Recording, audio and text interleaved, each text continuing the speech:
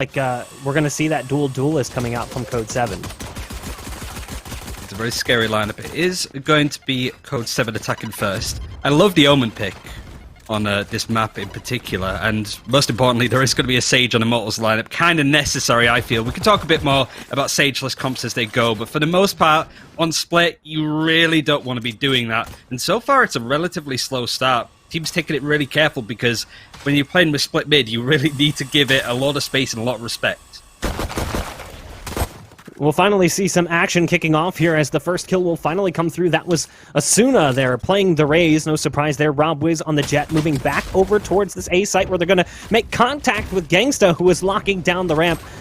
There's the Molly coming in as well. Foe going to drop down the Brim Kohler on the site, so it will be a quick retake. You can see that brand new knife already equipped here by multiple players, heavily investing in that new skin set. Can't blame them. It is quite beautiful. You've got the Cypher now working in through the screens. The man with the cam, ironic to be coming through this section with a little bit of extra display. Thief trying to work in, nice shot onto Payan, but there's Rob Wiz waiting around the corner. The Classic, though, going for a reload. Sumhill still hits the shot onto Asuna, and it's going to be down to one. It's Bjor, the Sage, trying to retake on the site. The spike ticking lower and lower. There's two right around the corner, but just going to run low on the... A respect, I suppose. Suddenly Rob Wiz, who was just holding W and dashing into people with stingers, but now, as we start to get out of the early game, stuff is gradually going to change, with a lot of pressure on mid from the attackers of Code 7. Again, Rob Wiz starting off with the pick onto Piolu. That wonderful Jet ult as the knives come out. They go for the swing, and they do pick off one, but in response, we've got... Foe stuck in the corner, excuse me. It was actually the ult getting pumped by the Phoenix, so no kill coming in. The run it back, obviously keeping him alive still. Cypher, again, getting aggressive currently in B main. Rob Wiz has the knives back out again. Looking to do some extra damage on the round. It is at a 4-on-4, and they also have the showstopper, the Raze ult. The rocket could open things up, and it looks like the team is going to be grouping up back towards the A site, where there's still two players in the same position. You've got Phoenix and Brim both on ramp, both there ready for the trade, should it be necessary. Seems that this is going to be the site that's hit. The Omen really needs to set it up as much as possible with some strong smokes. But the Phoenix's position here is really nice on this defense. It's going to catch them out completely. I wonder if he's actually going to even need to flash it, but he gets one and actually gets the ult in Rob Wiz, stringing together more, and Gangsta... It's a little bit disappointing and frustrating at times, but it's the way the thing goes. Asuna just waiting here back behind that smoke as it pops. Rob Wiz walks out just a little too soon, and it'll be an early man advantage here for Immortals. Nice play to completely change up the position and forces out another smoke from the Omen. That's going to be Nicholas. So he thinks that there's an operator over there and has actually teleported in there. So he knows that the coast is relatively clear. As soon as not quite aware that the Omen is pushed on through, but might hazard a guess. But if he can get this pick here, he has control of the spike. We'll see it drop. And that's going to be huge for this team. It's just a case of patient play. Right now, Code 7 aren't going to dedicate too hard or too fast, considering the guns that they have. So it's maybe catching people out on the rotation. And the Resurrect dedicated early to bring back Rob Wiz means that these attackers are very much going for this. It's a big ult dedication for rounds where they don't have a lot of guns. Asuna currently trying to lock down Heaven. Nice paranoia coming out from Omen. That pushes him back far. Not only that, that gifts Rob Wiz, the operator. Kohler's trying to hold it down. And there's the jump peek from Rob Wiz, feeling oh so confident. What is this?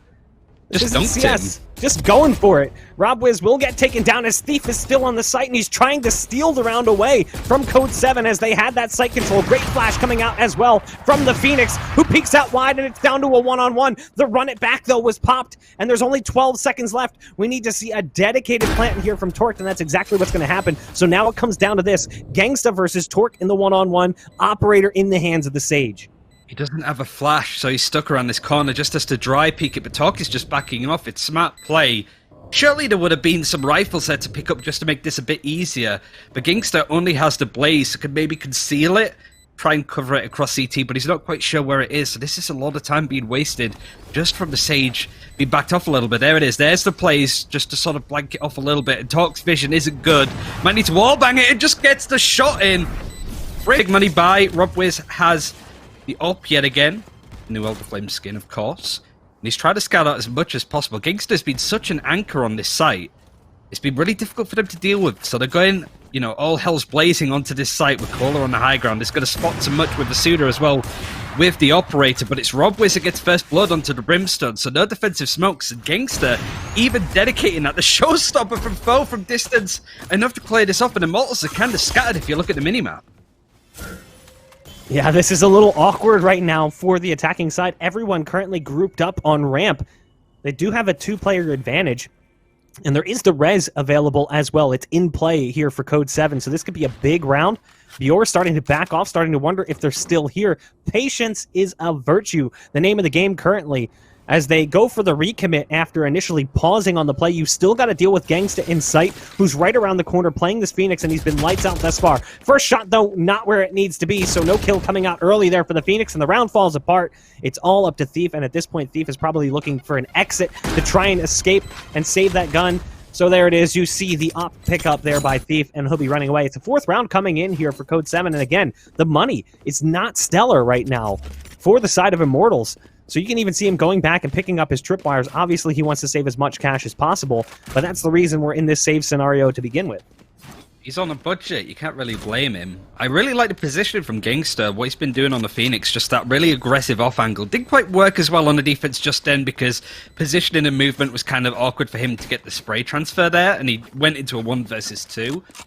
But it's just all of these sort of movements, I suppose, that Immortals are trying to have to pull out. Like, there's some pretty 5-head plays coming out, it feels like. But Code 7 is just making it super awkward on an awkward enough map, might I add. Thief is now surrounded. Can he keep the operator? Plays Phoenix, like Drone, for example, with TSM, is definitely something to behold, and I want to see more of it. Pan goes for the peak, spots him. There's the one-way. We've seen that one-way before, but the flames go down, and he dies almost instantly, evaporating inside the hot hands. Torque at least able to punish with the trade onto the Phoenix that sent his comrade to the sidelines, but the site's been lost. There's still plenty of utility here. As you can see, the Brim calling in the smokes. The wall starting to break. Foe actually taking significant damage. They're going to require a heal from Torque, but the retake is underway. Set up quite nicely, the majority of the defense coming from Heaven, but look at his flank from RobWiz that might catch off people. Nobody's guarding that spot, and Torque is able to get some damage in. Can only do so much, gets traded, and the position for Cole is good. RobWiz is making his way around to do as much as possible. 7 goes with the gamble, and they stack the B site. This is what we saw from Immortals in that first half. There's a double swing, and I like that, but that's going to be the read. Hey, they've gone pretty heavy towards B. Why don't we rotate out and go A, where there's only one player currently playing defense, and that's the Omen, who's currently up in Heaven and actually going towards ropes. Moving away. So, yeah, if anything, the site just became easier to take. It's always funny to watch attacking teams when they're moving onto a site where nobody's there and just see how nervous they are. Because obviously, there's nobody here. You don't need to worry. There we go. Thief is a bit more well aware that the site is clear up. And yet again, let's see if Immortals try and take much space. They're not just going to sit on the site. You can see exactly where Cole is positioned, and it catches Nicholas out. This is where you start to see this really solid Valorant, where you don't quite see it with Code 7. At least not at the same level, I suppose it would be. But Bjor's positioning here might catch a few people off, and yet again, Code 7 just aren't sure how to approach this.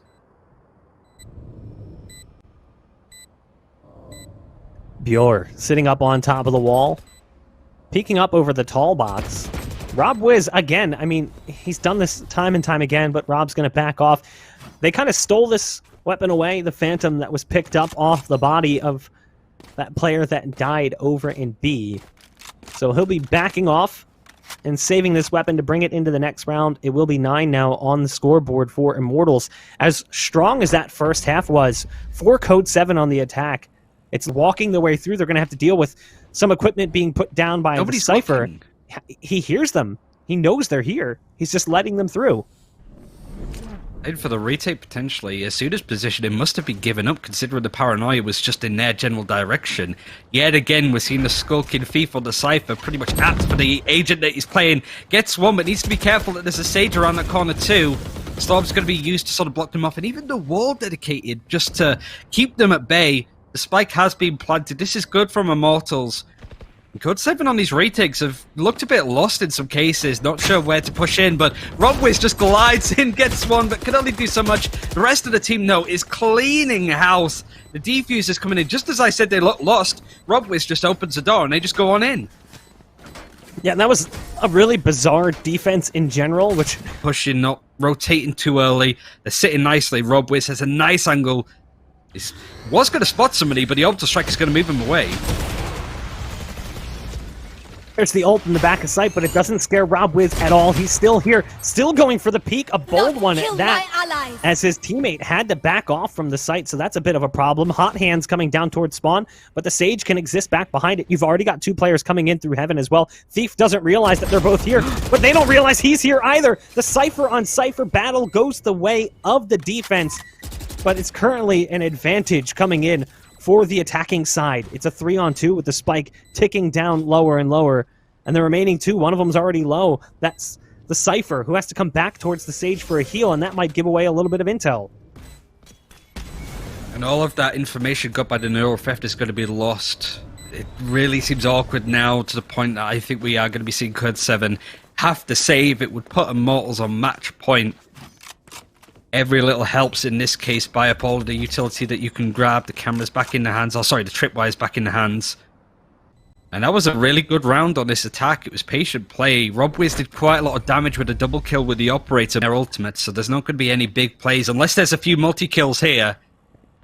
So Immortals have it all to do on this attack now. Code 7 looking pretty good, but I imagine both teams are going to be sweating it right now. There's the wall up early here as Foe goes over it and wants to peek back towards mid, spots out a lot of players in that territory, decides probably not worth it to stick around for too much longer. The ice has been carved apart, at least for the time being, and again you have Nicholas in the same position we've seen him in before. It's only really paid off once or twice, as the Omen plays very passively in the ropes, but it doesn't stop Immortals from continuing to respect the possibility of a player being there, despite the fact that there almost never has been. He's always been sitting at the bottom of ropes, waiting for the push to come through. 40 seconds now. The clock is ticking down. They need to make a move. This is really well done from Code 7. The wick is burning, like you mentioned, and all of this time just being narrowly wasted. RobWiz has a nice angle onto heaven and B main, where the spike is, might I add. So he's keeping a close eye. They're giving a lot of space up. But this is the kind of play you get it. Oh, he misses the shot. RobWiz is put under a lot of pressure. He has the dash to get out, but look at this crossfire now. Talk is in a nice spot, but his position given away. That's a good amount of damage done already from Immortals. Foe is on the back foot, gets a frag onto Gangster, is trying to get more, and it's now a 3 versus 2 in favor of Immortals. They literally had seconds to kill off the clock, and it would have worked out so nicely. It's now down to 1. It's Payan. He's in a 1-on-2 after taking down the first target. Both players locked in the same position. He's got one behind the wall and one right to the right. There's the first shot coming out for Payan! He's going to pick it up! It's going to be Code 7 who walks away victorious off a massive 1v3 clutch.